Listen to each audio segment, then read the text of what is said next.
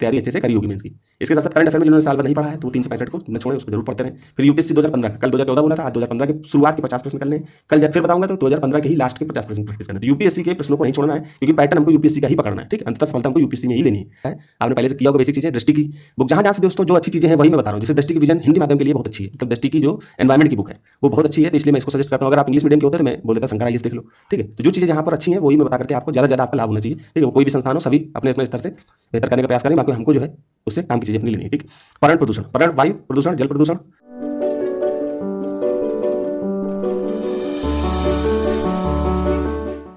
Hello friends, Ashoka इसमें आपका स्वागत है।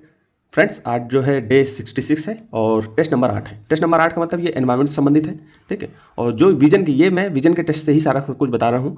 आप अगर किसी और संस्थान का यूज कर रहे हैं तो आप किसी और संस्थान से भी इसको कर सकते हैं। ठीक है, तो बस एनवायरमेंट का टेस्ट है और ये सेक्शनल टेस्ट है, तो सेक्शनल टेस्ट को रेक करके आप जो है आप किसी संस्थान की टेस्ट सीरीज आप लिए हो तो उसका सेक्शनल टेस्ट एनवायरमेंट संबंधित बेसिक पहला टेस्ट आप उसको लगा सकते हो। ठीक है, तो यहाँ पर मैं टॉपिक्स बता रहा हूँ। टॉपिक्स तो भाई अलग है नहीं, जो यूपीएससी के सिलेबस में वही टॉपिक्स हैं यहाँ पे। तो आपको कॉम्प्रिहेंशन की पहले प्रैक्टिस करनी है यूपीएससी सी साइट में। यूपीएससी का जो एक्चुअल जो पेपर है पीवाईक्यू, उससे सी कॉम्प्रिहेंशन की प्रैक्टिस करनी है दोस्तों आपको। ठीक है, तो अब जैसे 2014 का मैं बता रहा हूँ तो 2014 की ही कॉम्प्रिहेंशन आप प्रैक्टिस कर सकते हो। 10 कॉम्प्रिहेंशन आपको प्रैक्टिस करने हैं। ठीक है, डेली।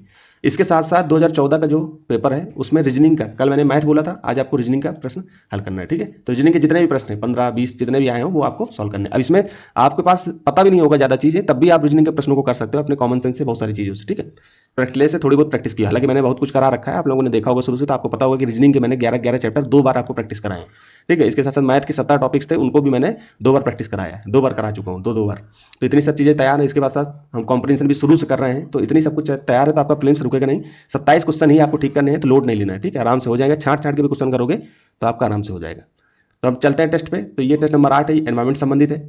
इसमें आपको जो है मैंने इसको देखिए ये टॉपिक्स दिए हैं यहाँ, पारिस्थितिकी एवं पर्यावरण, ये टॉपिक्स हैं 1 2 3 4 5 6 7।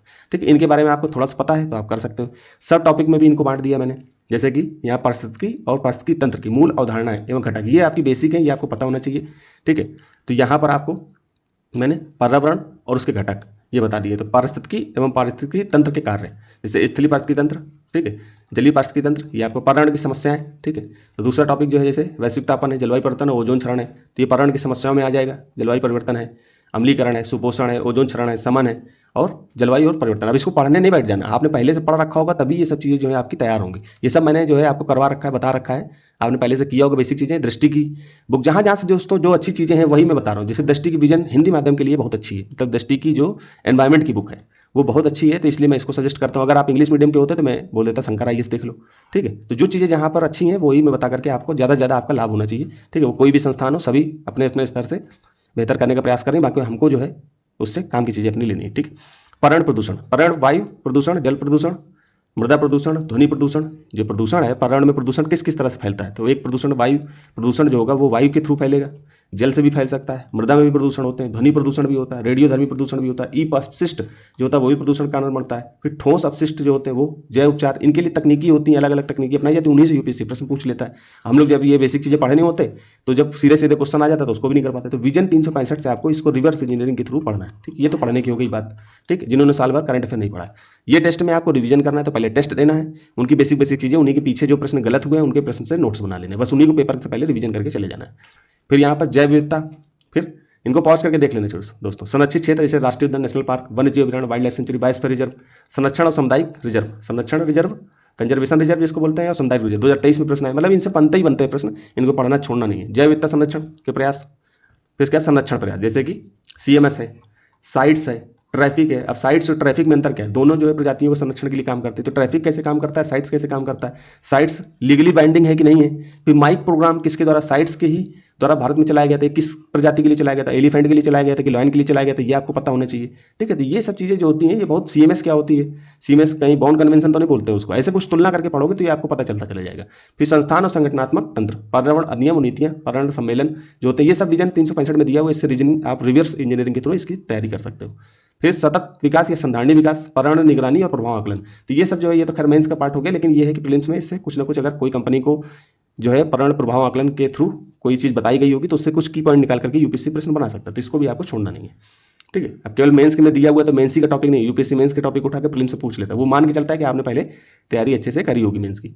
इसके साथ साथ करंट अफेयर में जिन्होंने साल भर नहीं पढ़ा है तो वो 365 को न छोड़े, उसको जरूर पढ़ते रहें। फिर यूपीएससी 2015 का, कल 2014 बोला था, आज 2015 के शुरुआत के 50 प्रश्न करने हैं। कल जब फिर बताऊंगा तो 2015 के ही लास्ट के 50 प्रश्न प्रैक्टिस करना है। तो यूपीएससी के प्रश्नों को नहीं छोड़ना है, क्योंकि पैटर्न हमको यूपीएससी का ही पकड़ना है। ठीक है, अंततः सफलता हमको यूपीएससी में ही लेनी है। तो फिर यहीं तक रखते हैं दोस्तों, इसको अच्छे से कवर करिए। एनवायरमेंट के टॉपिक आप एक बार पॉज करके फिर से बता देता हूँ कि आप इसको पॉज करके देखिए क्या है, ये टॉपिक्स हैं। फिर उसी के अंदर उसकी इसी टॉपिक को मैंने तोड़ दिया, सब टॉपिक में, ये सब रीजन में दिया दोस्तों, वहीं से लिया हूँ। फिर यहाँ पर ये सबको तोड़ करके इसको अलग अलग कर दिया कि कहाँ पर्यावरण समस्या में कौन कौन से टॉपिक्स हैं, पर्यावरण उसके घटक में कौन कौन से टॉपिक, ये सब दृष्टि में दिया था। जिनके पास दृष्टि की बुक होगी वो वहाँ से ले सकते हैं, या कहीं से और से पढ़ रहे हैं वहाँ से पढ़ सकते हैं। अगर वहाँ से भी नहीं पढ़ा है तो विजन 365 से आधार बना करके उसका वहाँ से पढ़ सकते हो। ठीक है, रिवर्स इंजीनियरिंग का प्रयोग करना है आपको कि मान लो कोई चीज़ विजन 365 में न्यूज़ में है, मान लो, ठीक, अब न्यूज़ में है तो उसको जाना है बेसिक बुक में। ठीक है, बेसिक बुक, अब न्यूज़ में कोई चीज़ चल रही है तो तुरंत जाके बेसिक बुक से पढ़ लीजिए, या बेसिक बुक से पढ़े हैं तो न्यूज़ को उसमें ऐड करते रहिए। तो दोनों को 360 डिग्री में ही पढ़ना है। ठीक है, ये सब कभी हमें चर्चा करूंगा जब कभी मेंटरशिप अलग से चलाऊंगा आप लोगों के लिए। हालांकि ये मेंटरशिप फ्री में चला रहा हूँ, आप लोगों की तरफ से कोई कमेंट या सुझाव तो नहीं आते हैं, इतनी मेहनत करनी पड़ती है, तो खैर हिंदी माध्यम के लिए हमको काम करना है।